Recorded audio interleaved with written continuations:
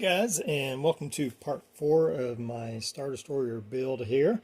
What I've done since the last time is I've attached the bridge section to the upper part of the main body here, as you can see. And I did some light leak checking around where this is attached. This section here always seems to be a problem with a lot of models. You get some gapping and stuff, but I removed a lot of the push tabs, and that made it a lot easier, and it fit actually much better on there. Of course, it's glued in now. So I checked the lighting, and all the lighting's working. We have lighting for our bridge and our garbage chute area. As you can see under here, I'm starting to connect all the lighting. We have our strip lighting running all the way to around the side. We have, of course, this facing down toward the landing bay area. All my wires kind of come together. On the bottom section, I have some lighting that's going to be facing upwards to light this part right in here. And then I also have a 1.5 millimeter LED light to shine in to give us some light into our landing bay. I've taken these rear sections here for the auxiliary engines, and I've cut those out. And I'm going to be putting 3 millimeter LEDs in there, and I think I'm just going to put because I believe on the main engines these are going to be flickering, and I'm going to just put some static ones in here, so it'll be a little different effect between the different types of engines. So I have those cut out, and I just have to install the LEDs in place.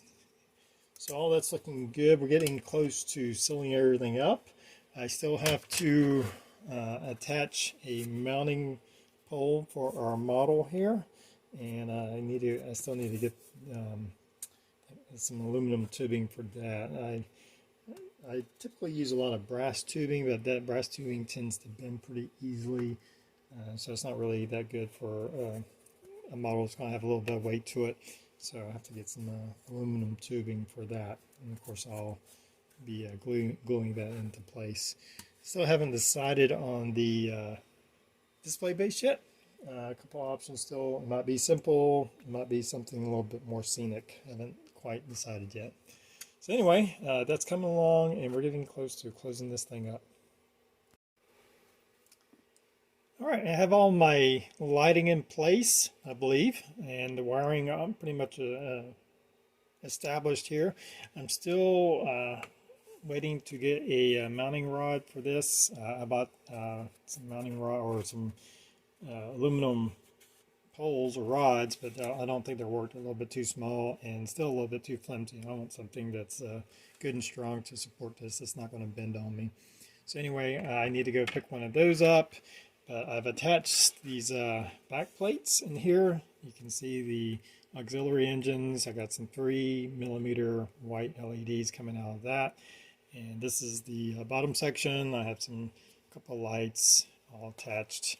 And then I have a couple of connecting wires when I go to connect the top and bottom. Here we have the top of the ship. You can see where the majority of the lighting is in place now.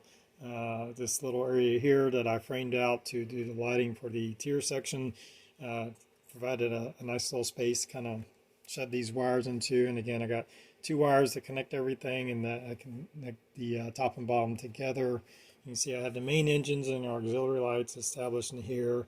I've ran some square styrene strips along here to fill in the gaps. I went and looked. There was a pretty good gap between the 2 sections because of what I did on the extended side on the trench area. And there'll still be some work to go. This is just to help kind of fill in that gap.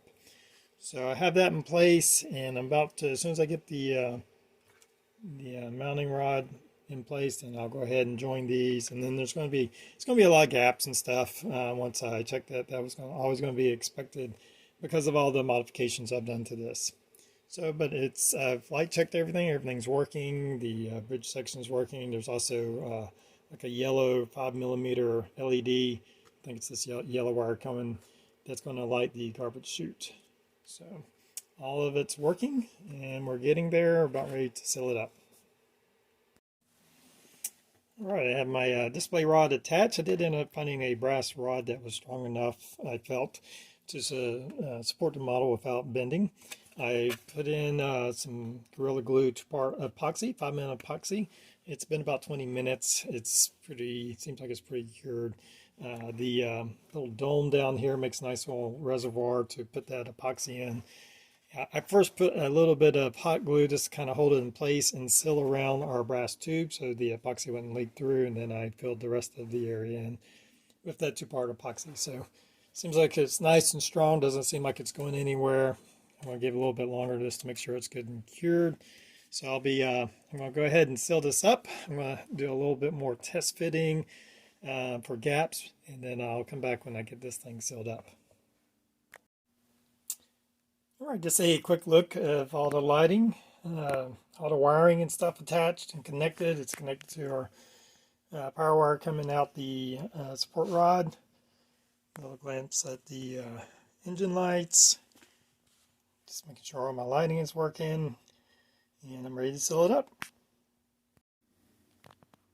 All right, she's all sealed up. I left 4 of the connecting tabs on in the body. I glued those just to have a reference to keep it straight, keep the body straight on top of each other. I had 2 in the back and 2 up in this part of the model.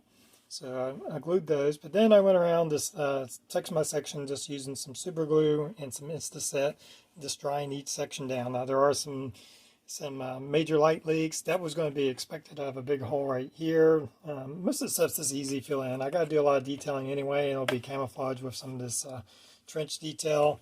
The back wasn't near as bad as far as light leaks as I thought it would be, but I'm still going to have some touch up to do in there. But everything else looked pretty good. No major light leaks around the tier section. It was mostly just this trench area, which, like again, I expected that due to all the customization that I did, lifting it up a couple of millimeters. Anyway, so I'm very pleased with that. I checked the lights; it's working good, and so now I just have to work on pulling in all those light leaks and doing some detail work, and then we'll be getting into the painting. So this is a major step right here, just getting the thing all sealed up. All right, well, I think I have pretty much all the assembly done. There'll probably be a little bit more, but I want to move on to giving a primer coat over this so I can kind of see flaws. And I think I've taken care of most of the light leaks. I know there's some little ones still to be taken care of. I went ahead and attached our 3D printed guns on there. I did finally print out some good domes that I was pleased with to give a little bit more detail, and attached our sensor array. So all that's attached and ready to go. I'm just going to be putting the primer coat on from here, but I think I'm going to finish it up for this part 4, and the next part will be painting, and I'll probably just finish up with the next part with the painting on it, because that'll basically just be some shades of gray and maybe some light weathering. Not all sure what I'm going to do with that, or some off-whites is probably the direction I'm going with that, not grays. So anyway, thanks for joining me, and make sure and come back to see the finale. Hopefully it'll turn out all right. I'm pretty pleased with how it's looking right now. There's a lot of work that's been put into it, but it's been fun to do all this customization. Anyway, guys, until next time, everybody have a good one.